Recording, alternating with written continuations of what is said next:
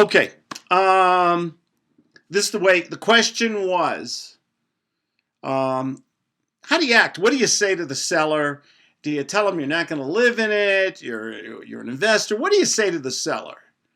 This is what first of all, I want to get their attention. I want to get them emotionally involved, get their interest. Way to get them emotionally involved, talk about the money, talk about the problem.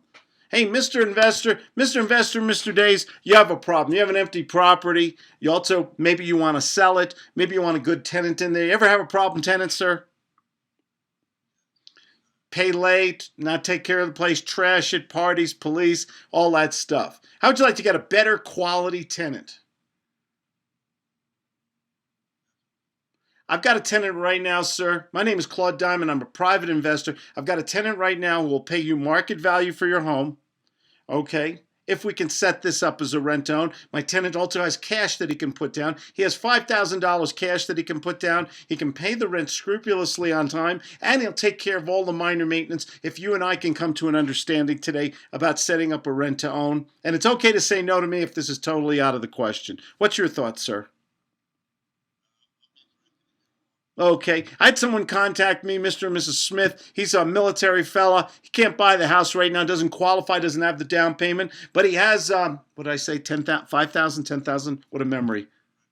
He has $5,000. He can pay you. How much rent would you like for the property? What are you getting? What were you getting previously? $1,000. Great. And he can put 5,000 down. And your asking price for the property, sir?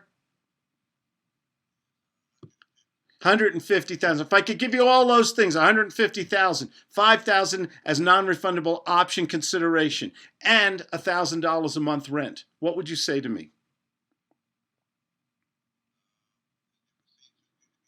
Then maybe I should leave, sir. You know what? If I was in your shoes, I might feel that way too. What I'm doing is I put deals together. That's what I do. I put buyers and sellers together. I'm a principal in this transaction. But if you feel it's too good to be true, is there anything I can give you to vouch for my veracity?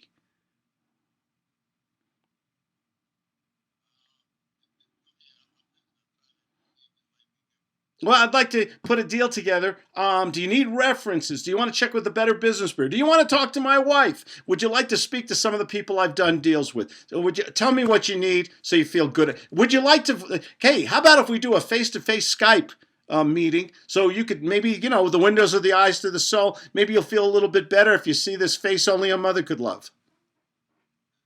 Tell me what you want, sir, for us to move forward today. Or tell me it's over. That's okay, too. It was still a pleasure to meet with you.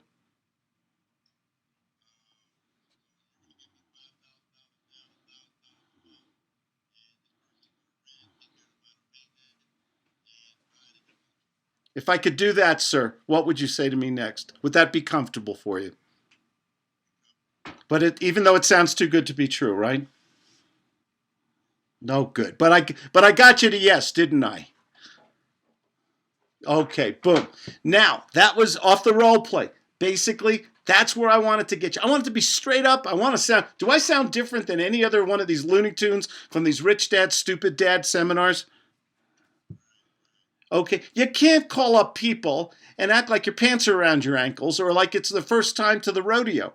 You got to talk to these people like a businessman. You've got to be assertive. You also got to stroke and nurture them. Okay, now you're probably wondering, hey, how do I make money? In your original question, how do I keep the $5,000, right? I mean, that was the original reason. This is Claude's, you can fix it later rule. And we'll get into that in 1 minute. But I just wanted to let you know that's what it sounds like on the phone. First thing you got to do is you got to get their attention.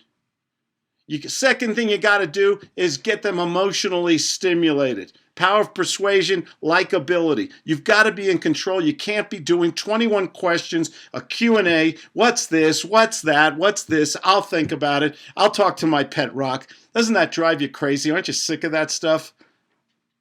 So you've got to set up the environment up front to control the process and always be ready to fire the prospect. And that's how you make these calls wonderful. Make sense?